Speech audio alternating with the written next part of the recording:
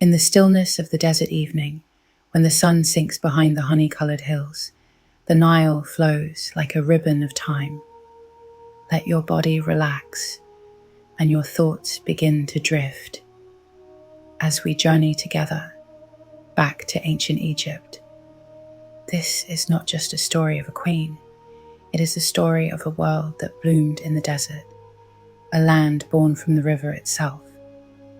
The Nile was not just water, it was life, memory, and promise. Every year, the river would rise and spill its blessings across the dry earth, turning it into rich black soil. They called it Kemet, the Black Land. Here, over 5,000 years ago, rose one of the most powerful and enduring civilizations the world has ever known. The secret to Egypt's power was rhythm, the rhythm of the river, the rhythm of the stars, the cycle of life and death. Society flowed like the Nile itself. At the top was the Pharaoh, not just a king, but a living god. Beneath him were nobles, priests, and scribes. Further down, artisans and farmers. And at the base of the grand pyramid of life, enslaved people and labourers, whose hands built eternity from sun-baked stone. Yet even the humblest of farmers shared something sacred, a place in the cosmic balance. Everyone had a role to play in Ma'at, the divine harmony that kept the world in order. The Egyptians believed in life everlasting, that beyond the sunlit sands a hidden world awaited. Religion was the breath of daily life. They worshipped gods with many faces: Ra, the sun; Osiris, the god of death and rebirth; Isis, the loving mother; and Amun, the hidden one, whose power flowed through all things. Temples were not just houses for the gods, but engines of the state.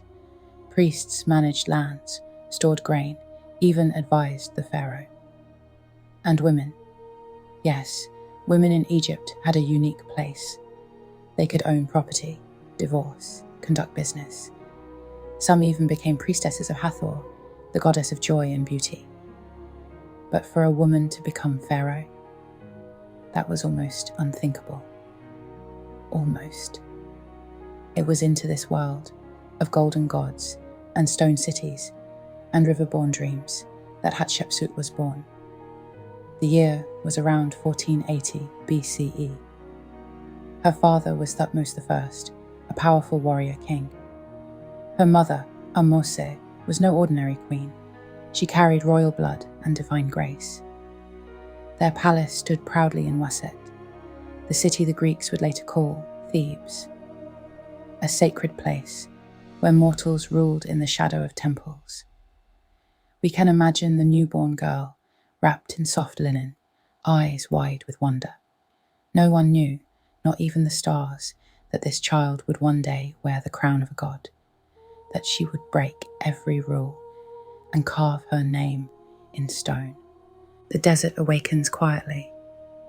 A soft breeze dances through the date palms, and the great city of Waset, Thebes, stirs beneath the rising sun.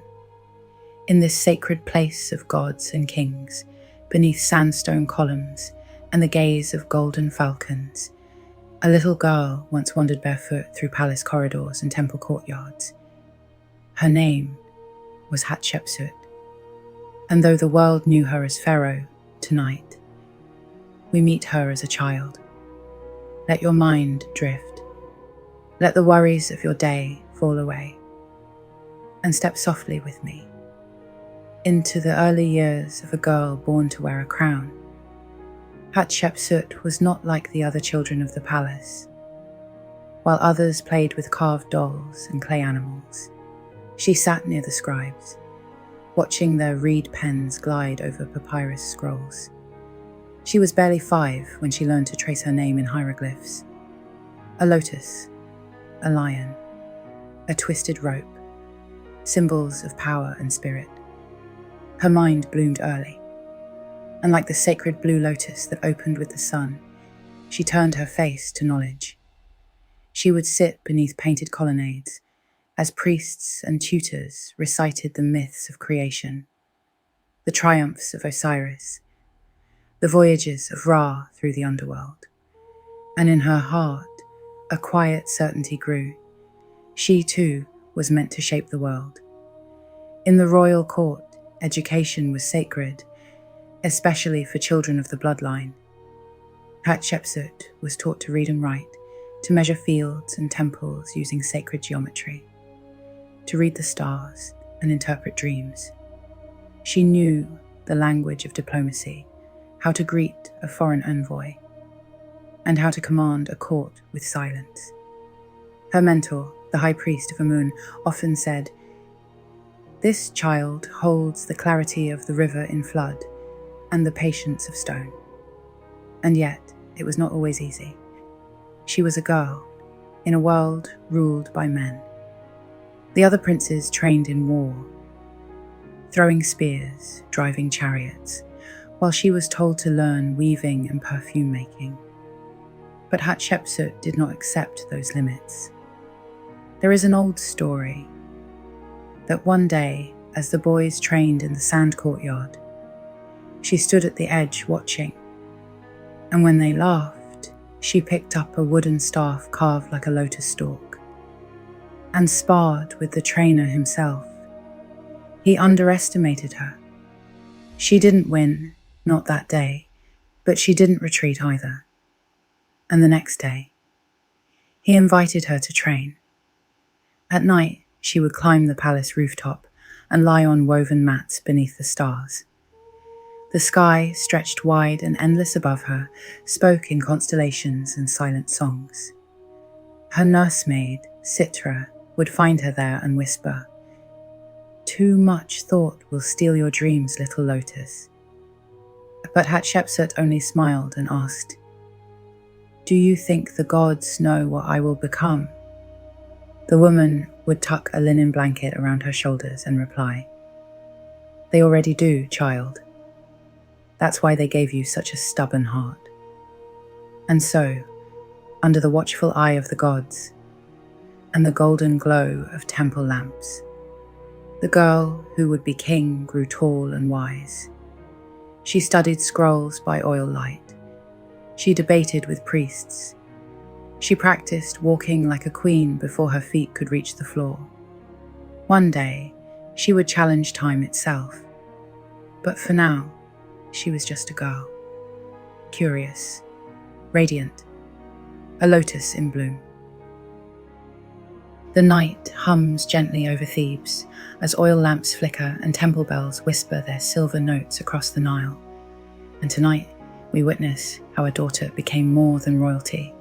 She became destiny.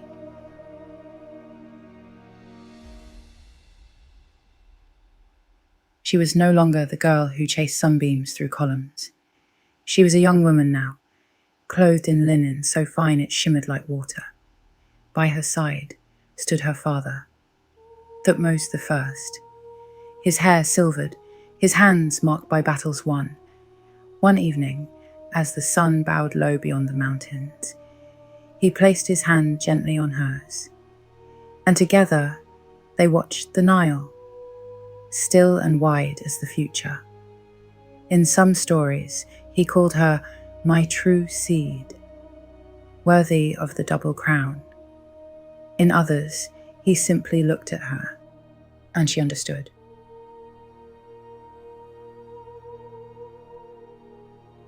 But pharaohs do not choose heirs with hearts alone. They choose them through ceremony and strategy.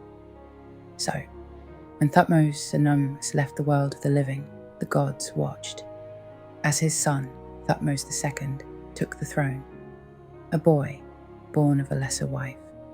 To protect Egypt's order, Hatshepsut, his half-sister, married him, not for love, but for legacy. On their wedding day, the palace bloomed with lotus and papyrus. Priests sang hymns to Amun. Incense curled into the sky like whispers of fate. And Hatshepsut, wrapped in gold and quiet fire, stepped into her second name, Great Royal Wife.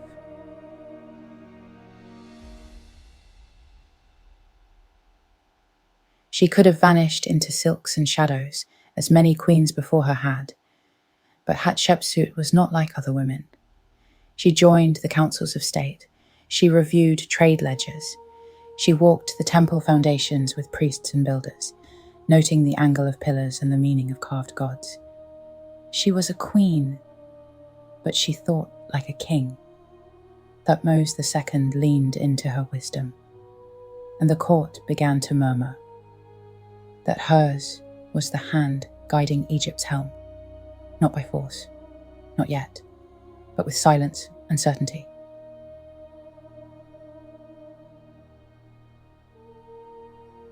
In the hush of morning, long before the city stirred, Hatshepsut stood before her bronze mirror. Her handmaidens dressed her in linen. They arranged her black hair into sacred coils, hung amulets of lapis and turquoise upon her breast. But Hatshepsut did not see silk or gold. She saw purpose. She saw the weight of crowns, the hunger of history, and the opening door to what might come. She was not yet Pharaoh, but in every breath, she prepared. The sun rises once more over the red cliffs of Thebes, its golden light spilling across quiet courtyards, over pillars carved with prayers, and through the gates of a temple carved from living stone. This is the temple of Hatshepsut, Djeser-Djeseru, the sublime of sublimes. Tonight, we walk its colonnades, to remember a woman who once ruled not just with a crown, but with vision. Let your breath slow. Let the hush of the desert cradle your thoughts, and come with me to the last chapter of a queen who became Pharaoh. As Pharaoh, Hatshepsut did not lead through conquest, but through creation. She restored temples that had fallen to ruin, raised obelisks that touched the sky, sent ships down the Red Sea to the mysterious land of Punt, returning with incense trees, gold, myrrh, and sacred animals.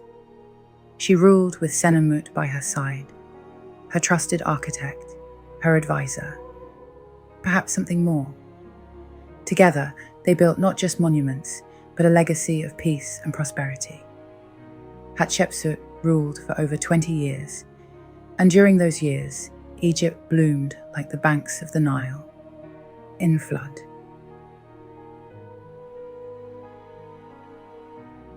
But history is a fragile thing. A name, even a queen's name, can be scraped from stone. After her death, someone, perhaps her stepson, Thutmose III, ordered her name and image removed from monuments and records. Chisels struck her titles from temple walls. Statues were shattered. She was left unnamed, erased but not forgotten. Stone remembers, and the desert hides nothing forever. 3,000 years passed, and then, one day, the sands whispered her name again. Archaeologists brushing dust from shattered sphinxes found a woman's face, a king's crown atop delicate features, hieroglyphs naming a pharaoh, but written in the feminine. They had found her. Piece by piece, her story returned. Her temple, her trade ships, her throne, a queen who ruled as king, a builder, a dreamer, a whisperer of legacy. Today, we know her name. We say it aloud. Hatshepsut.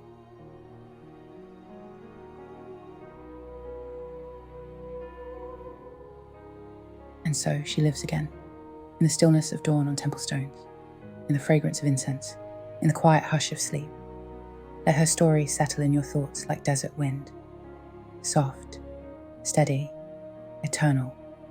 Let your breath follow the rhythm of the Nile. Let your dreams sail like ships to the land of Punt. Let your soul rest in the silence of stars over Deir el-Bahari, because no name is truly lost, not while it is remembered. Good night, dear listener, and may her story watch over your sleep.